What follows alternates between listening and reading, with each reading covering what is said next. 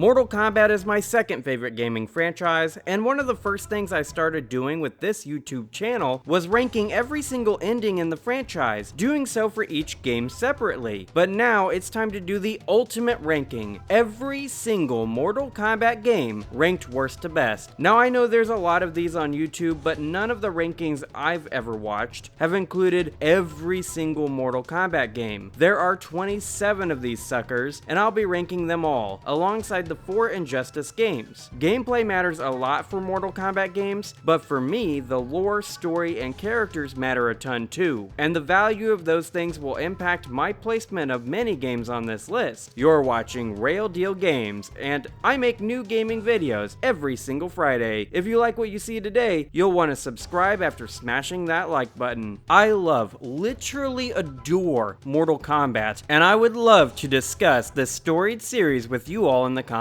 below. Most of these games are not readily available on modern hardware, so most of my footage in this video is going to be from Chaos Reigns. I'll be using some snippets of gameplay from YouTube to show what the game looks like and to illustrate a point I'm making about it though. Links to those creators will be in the description below. I hope one day NRS re-releases all of these games on modern hardware, and whenever that happens, I'll definitely be redoing this list. With all of that established, let's dive right in.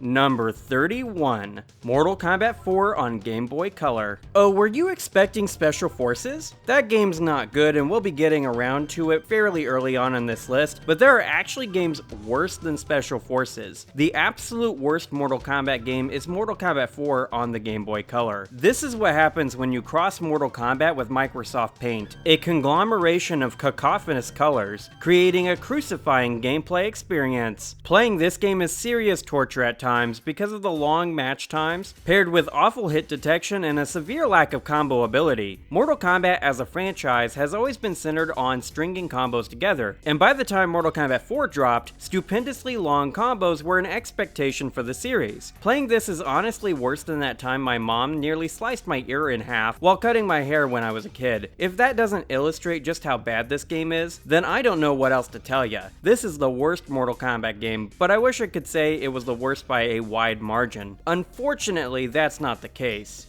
Number 30. This second entry may be a bit of a cheat for some of you, but I do consider fan-made games proper games, assuming they're put out for people to play. Mortal Kombat Mythologies Gold 2000 is a bootleg version of Mortal Kombat Mythologies Sub-Zero, and we'll get to that game later, but this is a worse version of it, if you can believe that. It plays almost like a slower running version of Mortal Kombat 2 within a 2D adventure setting. Most of the time, 2D exploration games are just called Metroidvanias these days, but you can't really call this game that, as it is way too linear to be considered so. It's almost like Castlevania in its linearity, except there is a distinct lack of enemies and fun game elements. It's boring, bland, and bloated for what it offers, and we've got one more trash game to go over before we can start talking about games that aren't 100% dreadful. Number 29. Mortal Kombat Advance is the last truly dreadful game we'll be talking about today. And yes, I know I haven't talked about Special Forces. That should demonstrate to you just how bad this game and the previous two are. This one is better covered on YouTube than the previous two, as both PNDKNM and Matt McMuscles covered it 2 years ago. It is better looking than Mortal Kombat 4 on the Game Boy Color, and in my opinion it does play a bit better. It's not fun, it doesn't fix a lot of the problems present in MK4 on GBC, but special moves can be spammed to the point of making it impossible for the AI to interact, which at least makes matches move at a quicker pace. When you juxtapose this with any version of MK3 or any of the other GBA MK games,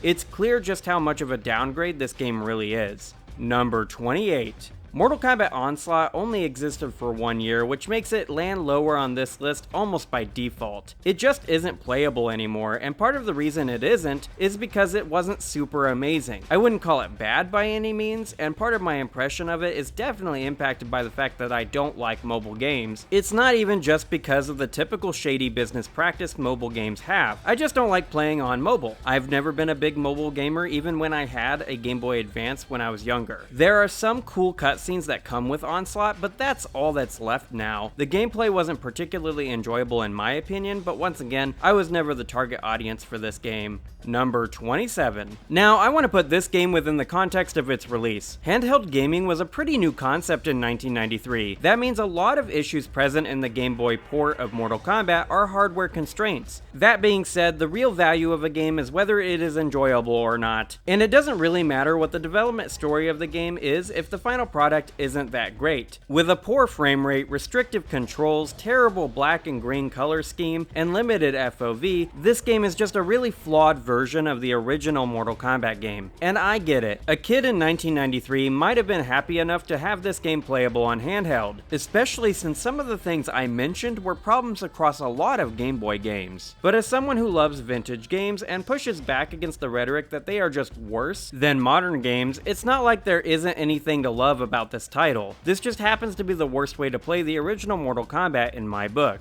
Number 26. Yeah, buddy, it is time. Let's talk about Special Forces. This is not a good game, but it is a playable one. What I mean is that Special Forces is so dog water easy that you'll be able to beat it as soon as you're able to use a special move or two. The special moves in Special Forces are absolutely busted, doing insane damage and essentially functioning as instant win activations. This makes Special Forces beatable, even if the experience won't be that enjoyable. The worst thing that Special Forces did is that it was one of the key things that would lead John Tobias to leave Midway and Mortal Kombat behind. He was the main brain behind the story of the series, and I do wonder what the franchise would look like today if he had stayed on, because I don't necessarily hate what his idea for Mortal Kombat 5 was. One positive thing about Special Forces is that it, alongside with the next game, would lay the foundation for a crazy good Mortal Kombat spinoff that we'll be talking about much later in this video. Number 25. So I actually think Mortal Kombat Mythologies Sub-Zero, while not being a good game, is based on a great principle and does add value to the franchise. The issue is that it isn't a fun or well-designed game. A lot of this comes down to how Mythologies tries to use the gameplay present in MK3, which doesn't work in a 2D action platformer. The jumping mechanics in MK3 are good within the framework of a fighting game, but when you've got to make pixel-perfect jumps while interacting with enemies that have knockdown and knockback effects, you get a pretty painful playing experience. Now, Mythologies does have some pretty decent lore for the franchise and does a great job at building up Bi-Han's character a bit better. Bi-Han doesn't get a lot of airtime since he's killed by Scorpion in the first Mortal Kombat tournament, and his pre-Noob Saibot days were exclusively limited to this game and the original Mortal Kombat before the release of Mortal Kombat 1 last year. It is interesting to look at this version of Bi-Han and to think through why he does the things he does and what's implied about his character via his 1992 arcade ending. I think it would be interesting to do a review of this game at some point, but I'll wait to do something like that whenever I can free up enough time to review all of the Mortal Kombat games. It is my second favorite gaming franchise after all, and with that, how about we finally get to the okay Mortal Kombat games? Number 24.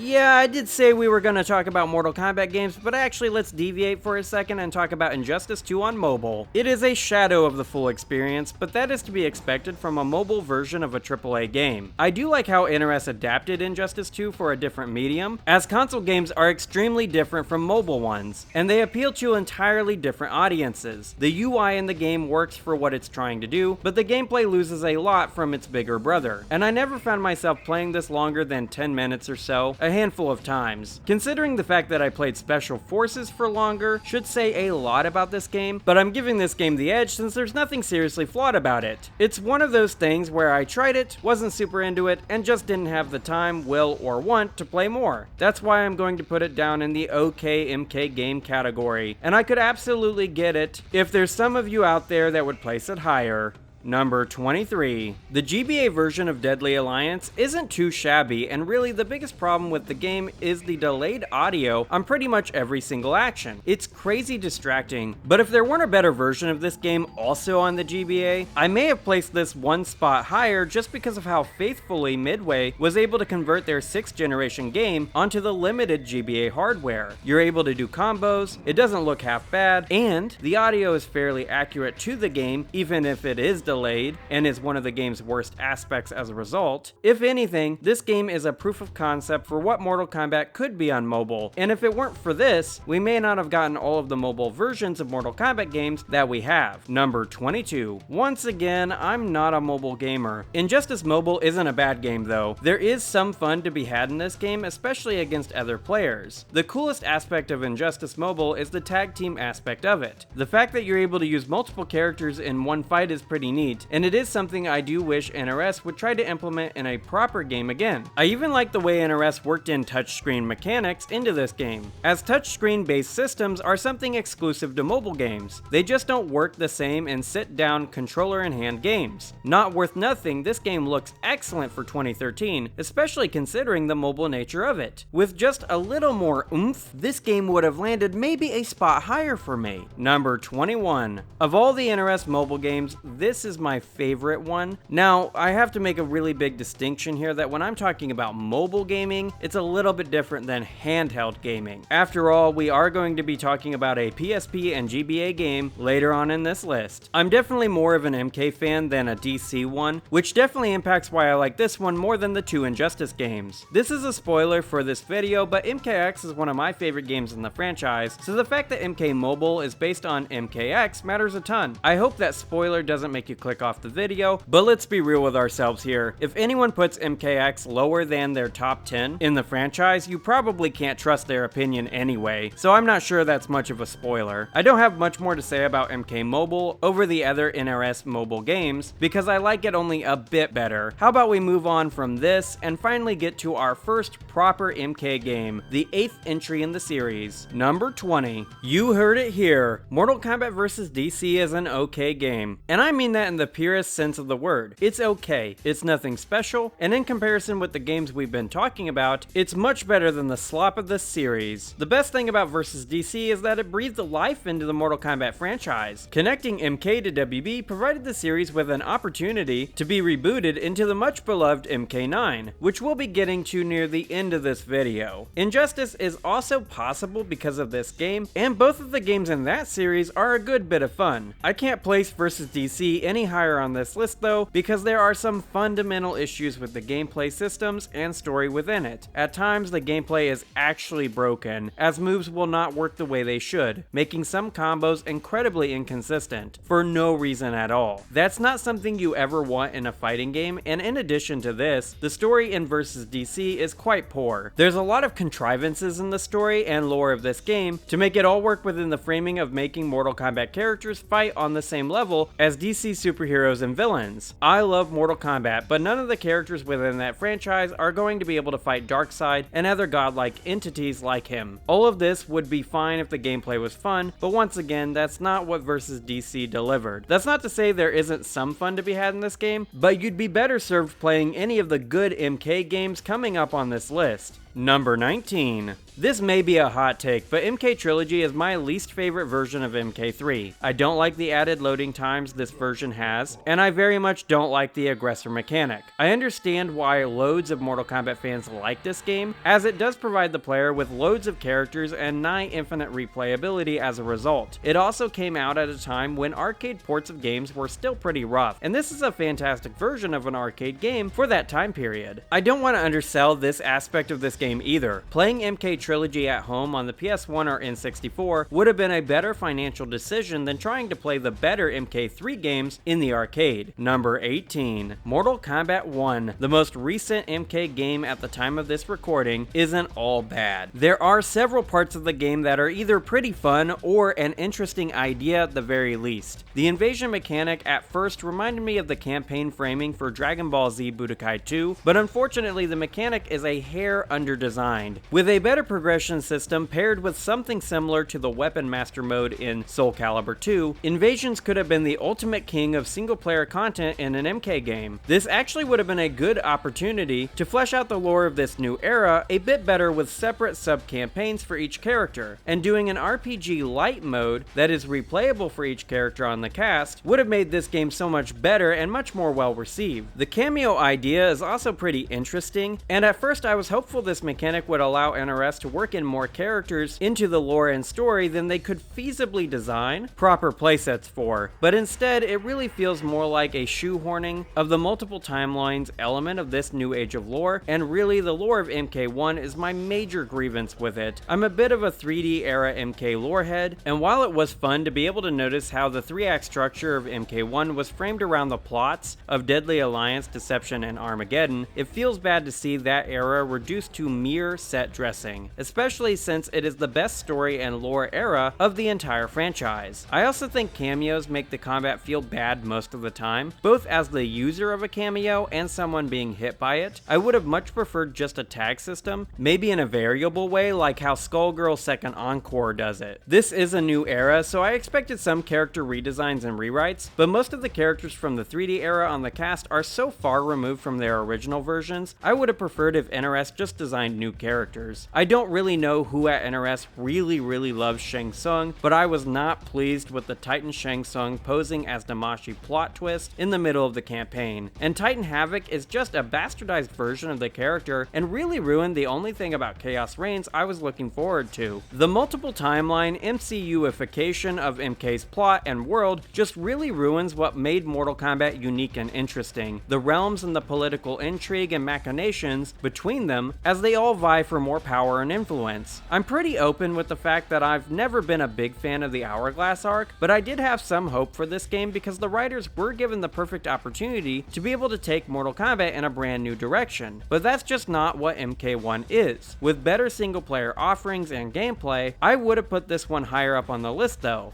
Number 17. Injustice alongside Batman Arkham Asylum are the two games that made me enjoy the DC comic universe. At the time this came out, it was enough that it was made by the MK guys for me to want to get it, and the campaign and gameplay in it kept my interest for a decent amount of time. I found the gameplay shift from MK9 to this to be pretty interesting, with the addition of the clash mechanic, 2 separate health bars in lieu of rounds, a universal launcher, and character-specific abilities on the 4th face button being particularly cool. That being said, I went back to MK9 after about 30 hours or so with this game, meaning it functioned more as a proof of concept for me than something I was going to spend the time to really dine on. The story, though, is something I think about all the time. There are so many iconic moments, such as when Superman kills the Joker and Lex Luthor, and when the two Superman clash. These cutscenes are the real highlight of this game, which makes sense since it came out during the 7th generation of gaming, which was a generation defined by video games becoming too similar to movies. This is a trend gaming seems to be moving away from, which I'm personally happy about. Number 16.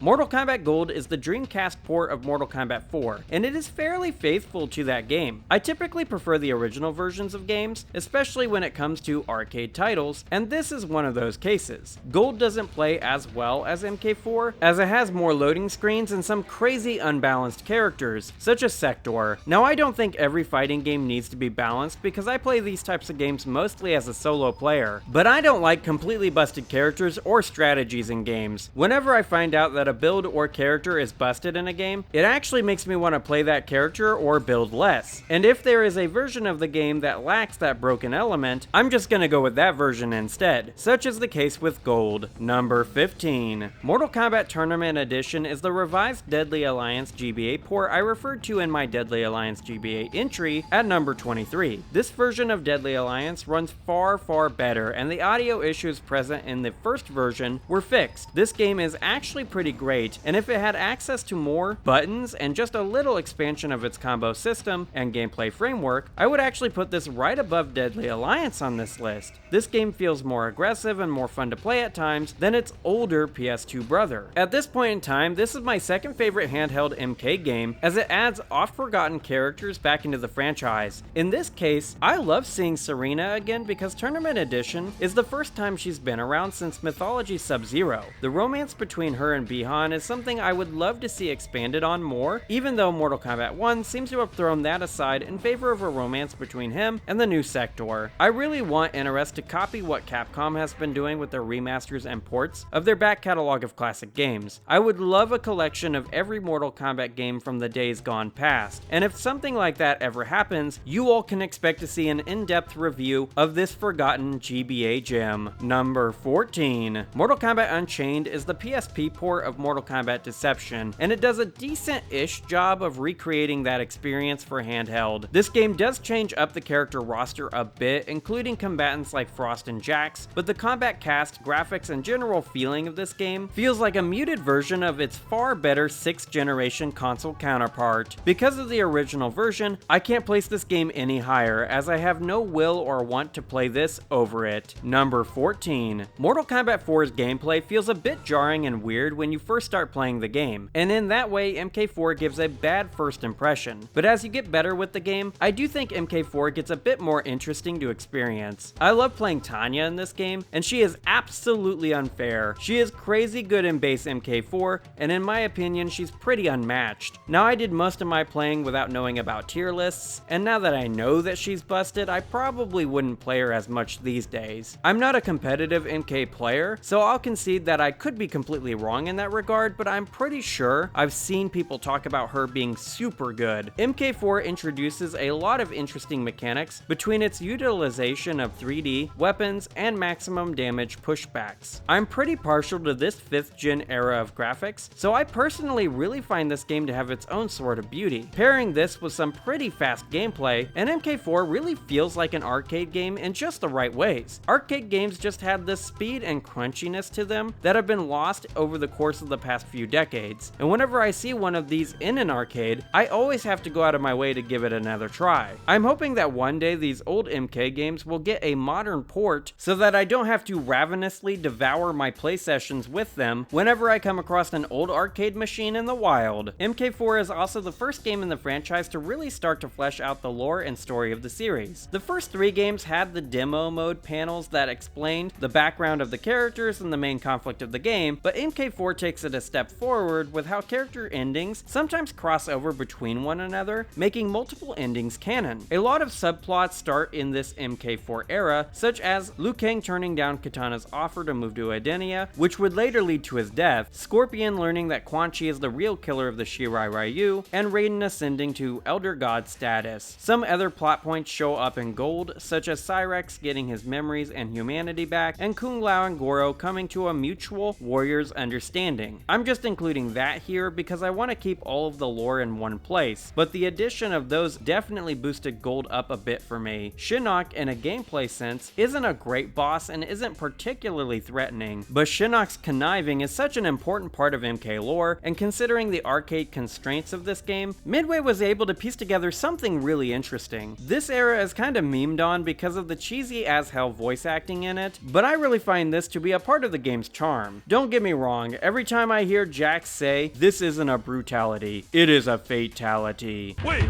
this is brutality! You can't do it! Wrong, Jarek. This is not a brutality. This is a fatality.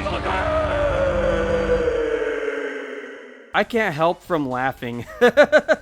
But I really do appreciate the heart and soul present in these older games. The voice acting was bad because it was a new element for games back then, and that's just not something we'll ever get back. Number 12. MK4 may have been an early experiment on how to make endings provide a better picture for the broader lore and character development for the franchise and characters within it, but Deadly Alliance takes this idea and makes it something truly special. Deadly Alliance was the first major reboot for the franchise, as MK4 wasn't super popular at the time of its release, and my god, did Midway really make a gem of a game with this one. Now, the gameplay in Deadly Alliance has aged poorly, and I felt that way back when I first played it back in the late 2000s. Deception just perfected the stance system Deadly Alliance starts, and since I played Deception first, Deadly Alliance never really had a chance to impress me personally. I have read online that back in the day, many people were impressed with the, at the time, new combat system though. Even though I was never a big fan of Deadly Alliance's combat design, I do love Moloch as a sub-boss, and I have been wanting to see him return to the franchise for a long time now. The reason I love Deadly Alliance though is its story, lore, and characters. The opening cutscene sets the tone for Deadly Alliance perfectly by killing off Liu Kang, properly setting MKDA apart from the recent arcade era. Considering the fact that the Deadly Alliance canonically succeeds in their goals further adds to the darker tone of this game and the endings within it. To further separate separate itself from the arcade era, Deadly Alliance brings several new characters into the MK fold, and I loved most of these new additions. Lee Mei, Nitara, Kenshi, Frost, Draman, and Bo Raicho are all great additions to the cast and really fit into the vibe of MKDA. In terms of lore, MKDA focuses on the Red Dragon Clan, Outer World Investigation Agency, and the mummified army of the Dragon King. In terms of smaller character stories, Raiden renouncing his status as Elder God so that he can intervene in the conflict, Scorpion being tossed into the Soul Nado by Moloch and Draman while chasing Quan Chi, and Reptile becoming the vessel for Onaga's soul are all super excellent plot points, each setting up an important part of MKDA's sequel, Deception. The lore is just crazy good in this game, and Deadly Alliance's campaign both functions as an in-depth tutorial and smoothing out of MK's lore from the first 4 games. Cooking with Scorpion is also a major gem, a gift from God even, we all got from this game, and this should just be a national treasure in my opinion.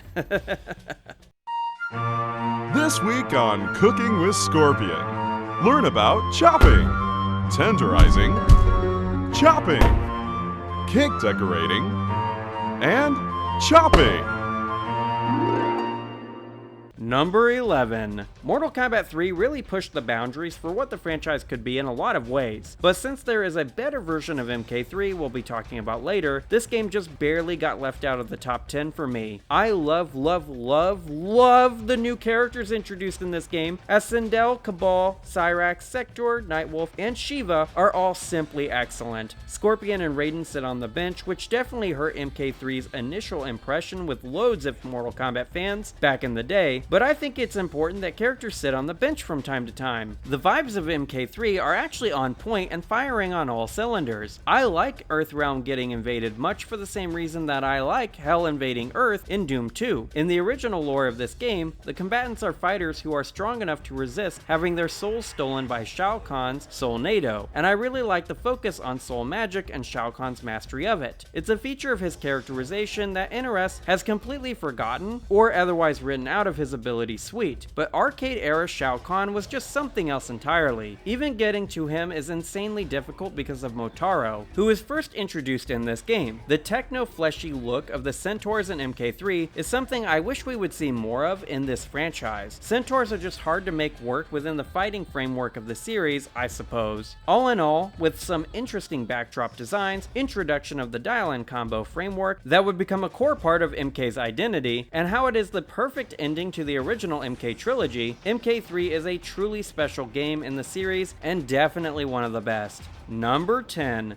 Injustice 2 is rounding out my top 10 for this ranking, even though I do find its roster and story to be a bit worse than the first game. The DLC characters like TMNT and Hellboy really help flesh out the roster, and the fantastic arcade endings in this game really make many of the characters I don't personally find exciting, like Cheetah, far more interesting. I don't like it when the final boss in a fighting game is just a souped up version of a base roster character, but the single player progression system does make up for the lackluster boss. Injustice 2 dropped when loot boxes were under extreme scrutiny, just as they should be, but this mechanic never really bothered me in Injustice 2 specifically. I actually really liked earning these and seeing what armor pieces were within, as it made the single player experience really feel like an RPG light mode, and whenever I would get armor pieces for characters I wasn't playing, it did make me curious to try them out. This single player content paired with fun gameplay is why Injustice 2 is making this list, as I would love to go back to this game at some point in the future. Number 9. Armageddon has the second best intro cutscene in the entire franchise, and I literally never get tired of watching the Pyramid of Argus battle. When I was younger, I would watch this cutscene every single time I booted the game up because it just sets the conflict of this game up so freaking well. Blaze being the final boss of this game is crazy interesting, as he started out as just a background character or secret unlockable one in the older MK games. If it weren't for Midway's money problems during the development of this title, I do think some of Armageddon's issues of bloated design and stretched gameplay elements wouldn't be a concern. It just had a rushed development that led to some real inconsistencies with the characterization of the cast and a jarring transition between the end of Deception and the start of itself. Lee Mei is a perfect example of this mischaracterization, as she's hunting Shinnok in the Netherrealm for some reason in the Conquest mode. What I've read, watched, and listened to about the development of this game is that some of the writers had literally no experience or knowledge with the lore of the series when they started changing things, which caused most of these odd inconsistencies. Some additions to the series like Argus and Delia, motor combat, and aerial combat are all great things and really makes Armageddon stand out amongst the other games in the franchise. I do really like the way the Conquest mode takes elements from Shaolin Monks 2, creating an adventure mode that is a great distraction from the core fighting framework. This game also had Create a Fighter, which while being a flawed system, is fun to mess around with. Considering the circumstances of its creation, MKA caps off the Midway era pretty well, as it was intended to be the final swan song for the series. Number 8. I don't like the Hourglass arc, but Mortal Kombat 11's single-player offerings, crypt, and customizable gameplay gets it this high up on my list. I find the gameplay to be fun, but I know not everyone thinks so. The variable movesets were an interesting idea, but MKX's variations were much better overall. The progression system of Injustice 2 is watered down a fair bit in MK11, but the design of the crypt really made up for this downtick.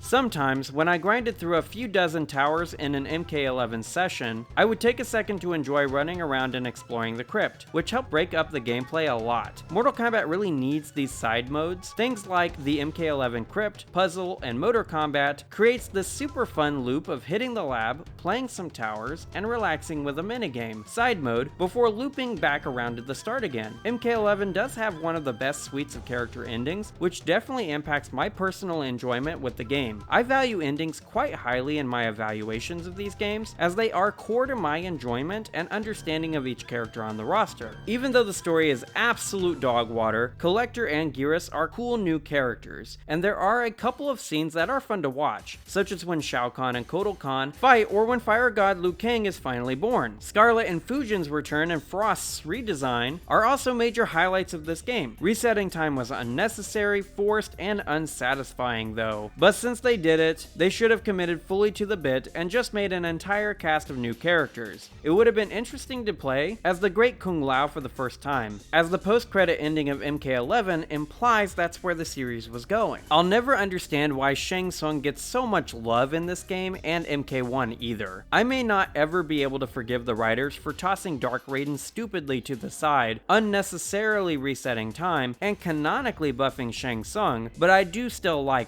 playing MK11. Number 7. 1992's Mortal Kombat was the first game in the franchise and technically the first game in the series I ever played. I don't mention that much because I only played a round or two of the Genesis port and my memory is incredibly fuzzy of that time since it was like 25 years ago. The original game is still fun to play. It's simple, but I don't think that's a bad thing. There's a beauty to the simplicity of this game, and just like MK4, I get sucked into playing this every single time I come across an arcade cabinet in some random barcade or something.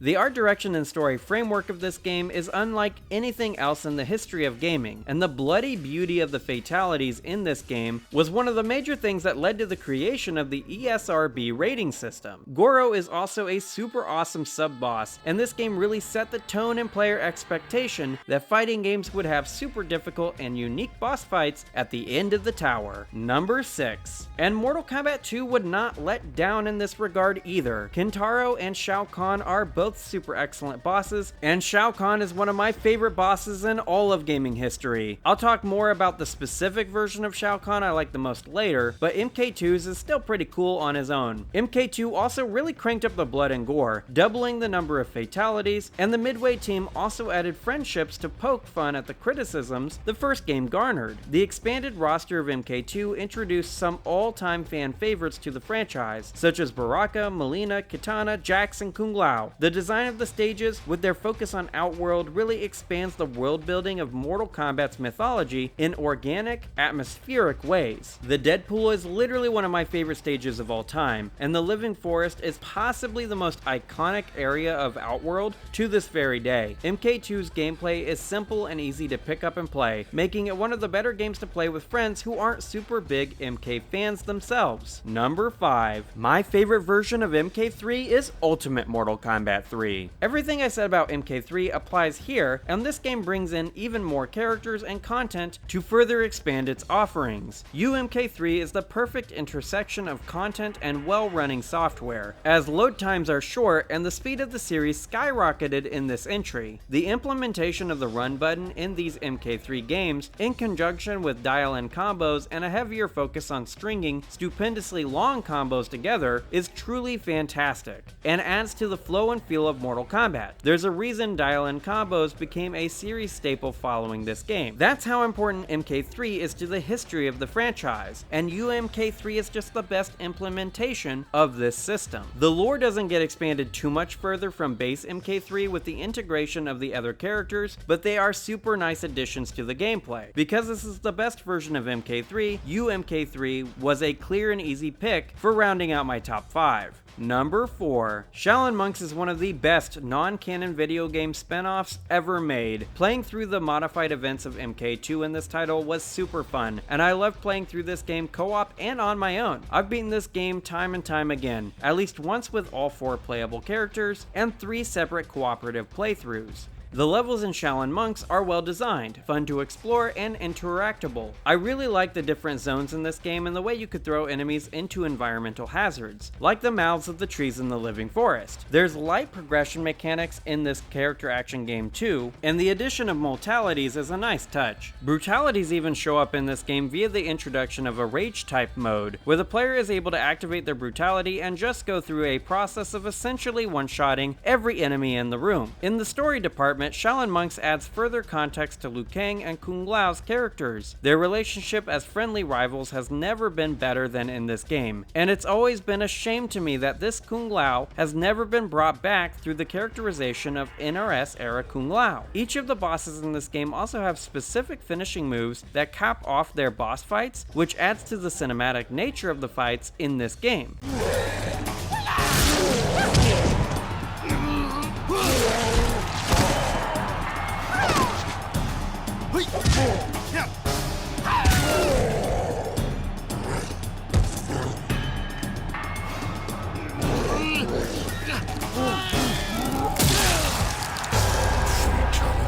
The final boss gauntlet against Shang Tsung, Kintaro, and Shao Kahn is crazy memorable, and at the end of it, Scorpion and Sub-Zero are unlocked. Playing through this game with those two is the closest any of us are likely ever going to get to the cancelled Fire and Ice sequel to Shaolin Monks. The main campaign is the clear focus of the game, but you are able to unlock MK2 in this title, which functions as a fun side mode. There's also a 1v1 battle mode, which is nice, but I never played this much because I mostly played this game solo.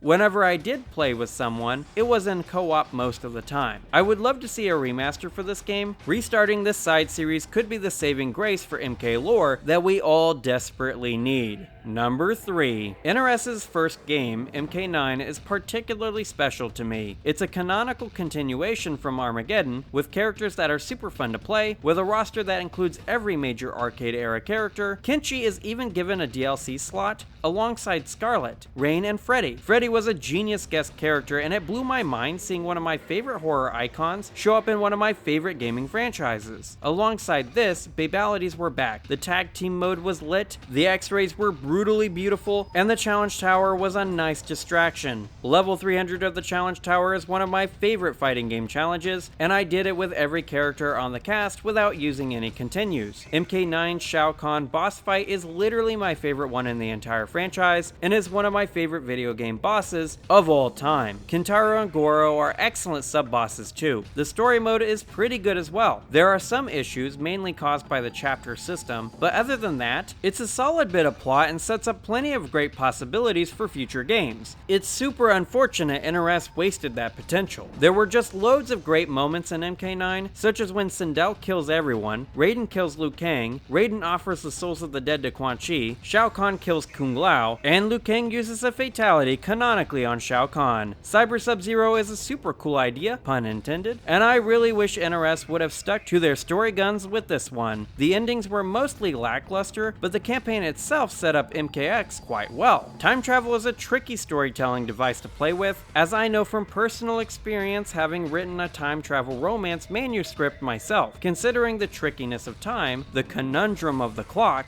NRS did a pretty good job utilizing that storytelling device to create something truly unique with MK9, but their real magnum opus is the sequel. Number 2. Mortal Kombat X has the best gameplay in the entire franchise. That gameplay is the reason MKX is my second favorite MK game, as the variable player expression afforded by the variation system makes hitting the lab far more fun than it has ever been in the history of the entire fighting game genre. I love that NRS wants to experiment with their gameplay design with each new installment, but I'd be lying if I said I didn't hope with each breath that they'd revisit variations. I've actually got a video in mind about how they could iterate on the design of variations, so let me know in the comments below if that's a video you would all like to see from me. In addition to the gameplay, MKX brought Alien, Predator, and Jason into the franchise, and each are god tier guest characters. This may be a hot take, but the only guest characters I want NRS to get for these games are Alien, Predator, Freddy, Jason, Terminator, and RoboCop. In fact, I want each of these characters in every single one of these games because they just fit in with the general atmosphere of Mortal Kombat. And unlike some guest characters like Omni-Man or Homelander, they don't feel out of place. The lack of single player content and wasted potential of MKX's lore, characters, and narrative is what lands this in the second place instead of the first. MKX revisits the Shinnok conflict that framed MK4's plot. While I've always felt Shinnok is a great lore villain, his boss fights have always been lackluster, and that doesn't change in MKX either. I do wish his beefed up mode was a bit better designed. The story mode in MKX is okay, but there are some major doldrums and missteps within it. Johnny Cage gets a massive amount of character development, which is one of my favorite things about MKX's narrative. He's been one of my favorite characters for a long time, and NRS finally provided his characterization with some much needed nuance. The new characters, the Combat Kids, Aaron Black, Veritor, Devora, and Kotal Khan, are introduced, and they are all great additions to the Mortal Kombat cast of combatants. The framing of the narrative feels like a passing on of the franchise from the arcade era to a new NRS one, but unfortunately, MK11 undoes this. Sub-Zero and Scorpion get more development for their comradeship, which specifically adds some more dimensions to Scorpion's character. The narrative of MKX and the arcade ending set up a great political intrigue plotline framework for its sequel, which NRS promptly threw out in favor of the Hourglass arc. What MKX really needed to boost this narrative further was to have Havik and Hotaru on the roster to bring Order Realm and Chaos Realm back into the mythology of Mortal Kombat. I would have personally liked to see Li Mei on the roster too, but at least Bo Raicho made it in as a DLC fighter. NRS really should have stuck to their guns with the deaths of Melina, Baraka, and Quan Chi. They also should have made the deaths of these characters more interesting and climactic though, and I would have liked them to have one of the Combat Kids die near the end to add some emotional weight to the overall narrative of the game. Dark Raiden's final cutscene with Liu Kang and Kitana is literally so good. His line, "There are things worse than death," There are fates worse than death, still gives me shivers when I rewatch that to this very day, and I'll always be left with my imagination as to where this Dark Raiden plotline could have gone with a stronger writing team and better decision making in regards to the lore and story of the series. That being said, all of my grievances are made up for with the combat, which really is that god tier. Number 1. My favorite Mortal Kombat game is Mortal Kombat Deception. From the very first second, MKD impresses with the best, absolute best opening cutscene in the entire franchise. This opening cutscene has more stakes, tension, and intrigue than the entire campaigns of MK11 and MK1 combined. The introduction of Onaga and transition out of the Deadly Alliance plot is so well done. Deception is the absolute best era of MK lore, and loads of my favorite characters come from this game, like Shujinko, Ashra, Hotaru, Havik, Darius, and the Dragon King himself, Onaga. This is the game that expanded the lore of the series by introducing the Chaos Realm, Sado, and the Kamidogu Grogu. The Conquest mode allowed the player to explore all of the realms in the lore, interacting with several characters in every era of the macro narrative,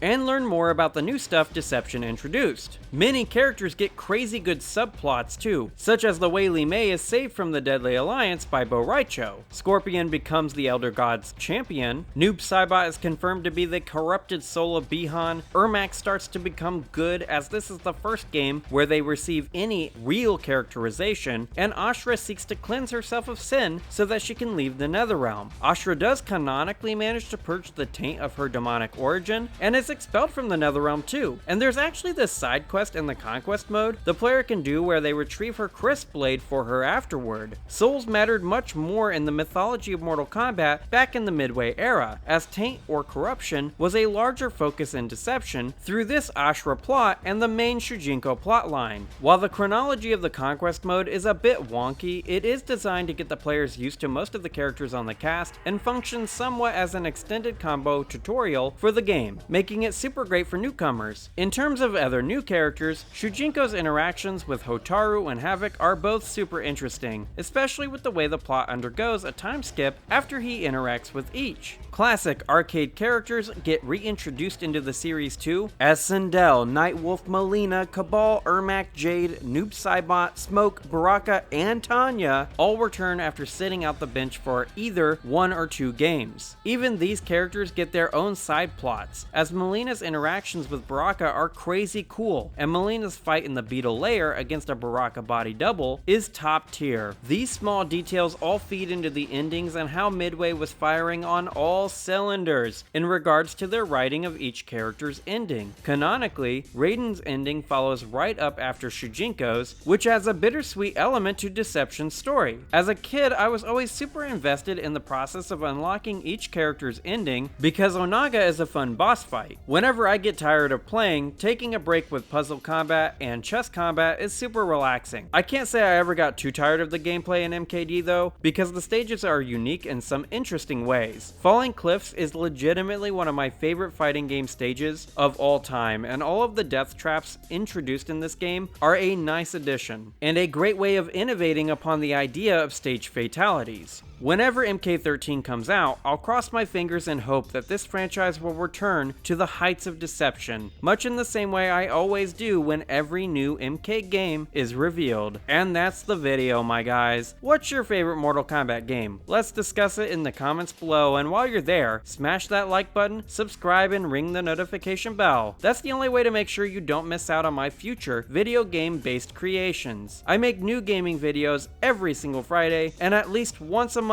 I drop a new Mortal Kombat video too. And if you have the inclination and ability to support the channel, drop a super thanks below. Regardless of what you choose to do, thank you for keeping it real with Rayl Deal Games. Have an awesome day, my friend. That's the bomb.